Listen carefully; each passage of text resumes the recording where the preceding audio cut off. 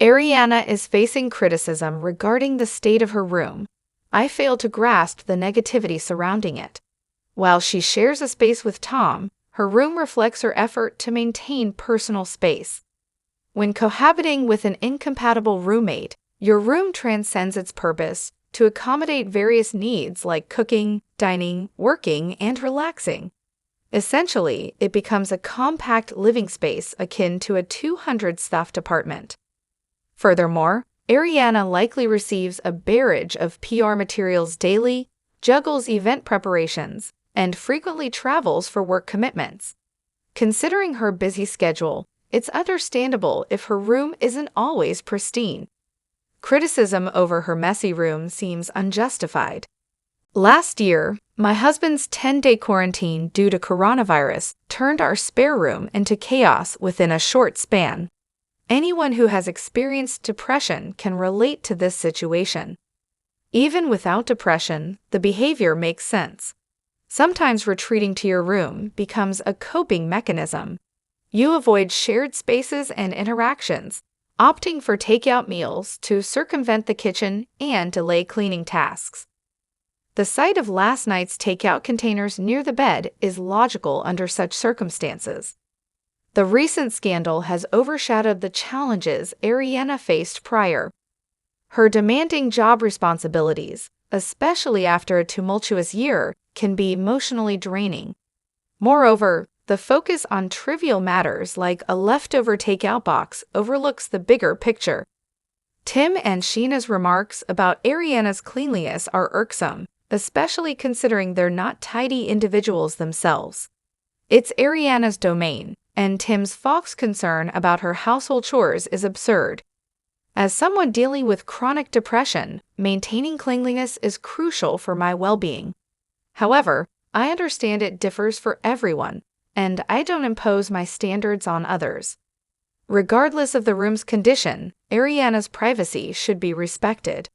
Tom had no reason to intrude, especially with Anne present to handle the AC technician. While valid criticism is acceptable, excessively defending Ariana reflects the fandom's tendency to idolize her unreasonably. Hello everyone, welcome back to my channel, Spill Chronicles. It's me, Ramona, here. I hope everyone is having a great day. So let's dive into today's video. However, the producer's treatment of Ariana on this season of VPR is beyond comprehension. It reeks of disdain. Rewatching season 11, it's evident how they paint Ariana in a negative light, distorting her character and actions. They selectively showcase moments of her anger while ignoring her efforts to maintain composure. The inconsistency in portraying Ariana and Katie adds to the frustration. It's baffling to discern the intended audience for such manipulative editing. Neen's experience on another show sheds light on similar producer tactics aimed at sidelining her. Initially dismissed as paranoia, Neen's claims now resonate as reality. The producer's misguided efforts to diminish Ariana and Katie's roles may backfire. The audience resonates more with them than with the likes of Brock or Lala, whom the producers seemingly favor.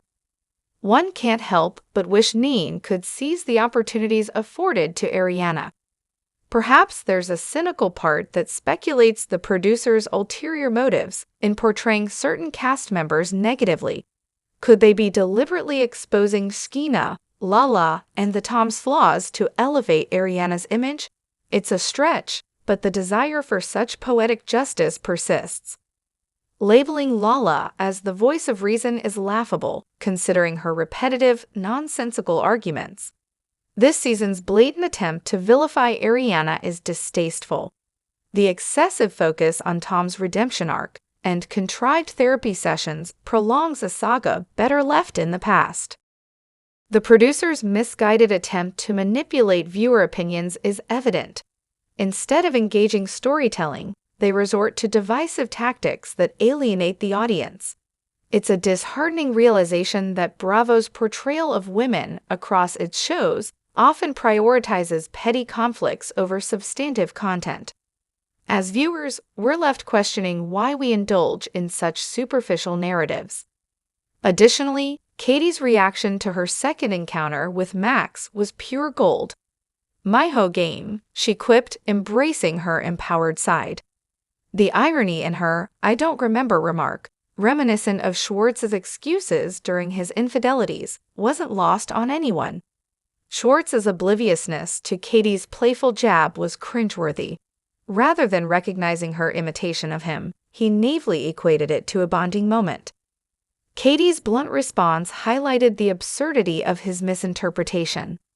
However, my blood boiled when Schwartz made his passive-aggressive remark, "Katie, are you dating anyone?" It felt like a low blow, especially given the context and his own relationship status.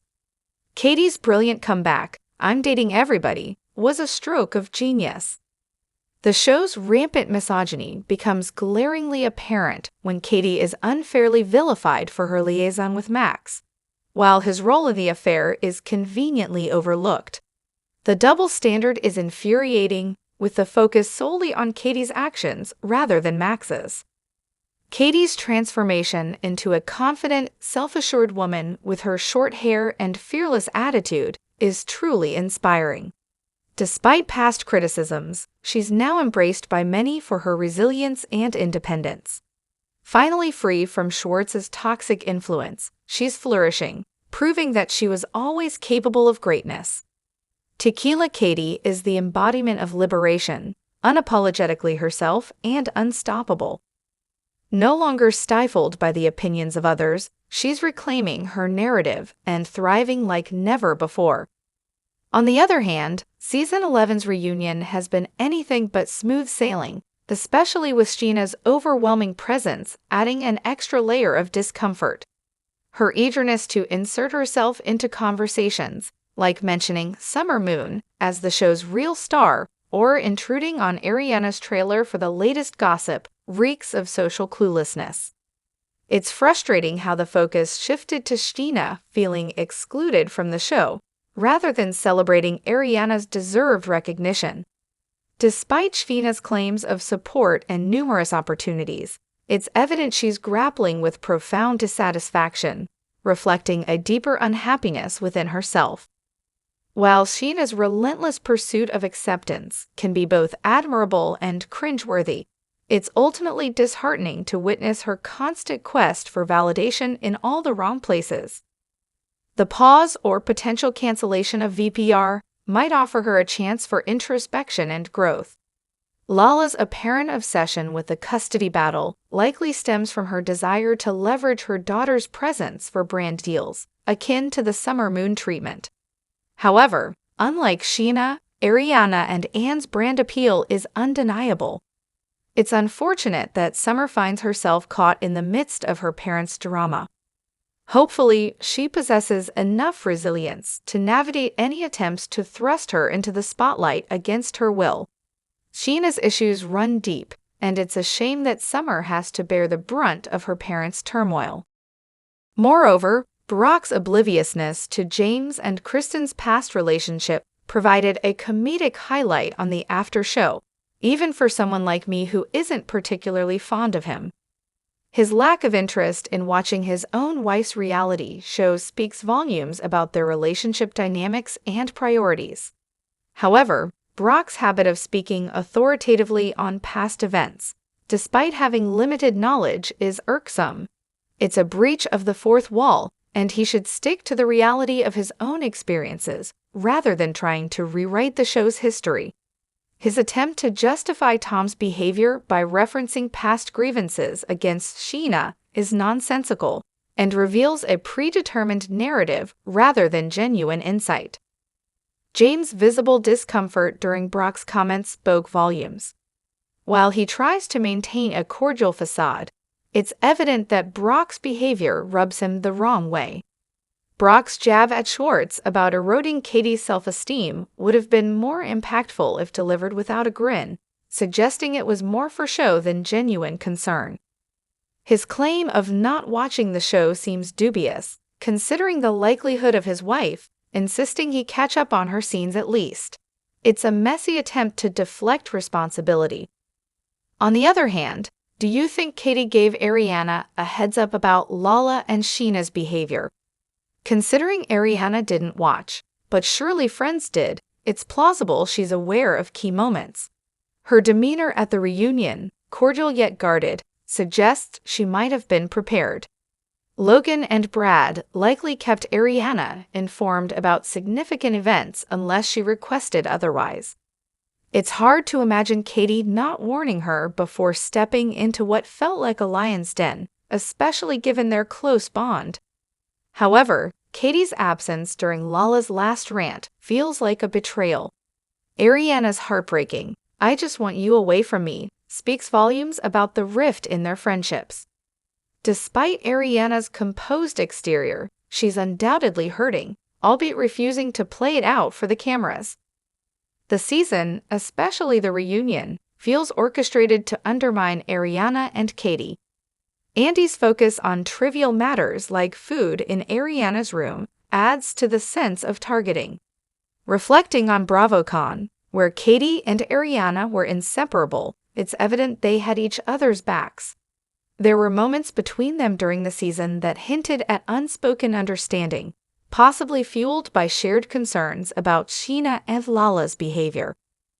Sheena's secret wedding debacle likely didn't escape Ariana's notice, adding to the strain on their friendship. While Ariana claims not to have watched, her confident response regarding Schwartz's comments suggests she was kept informed by friends. It's probable Katie briefed Ariana on Lala's post-party rant, ensuring she was fully informed about events she missed.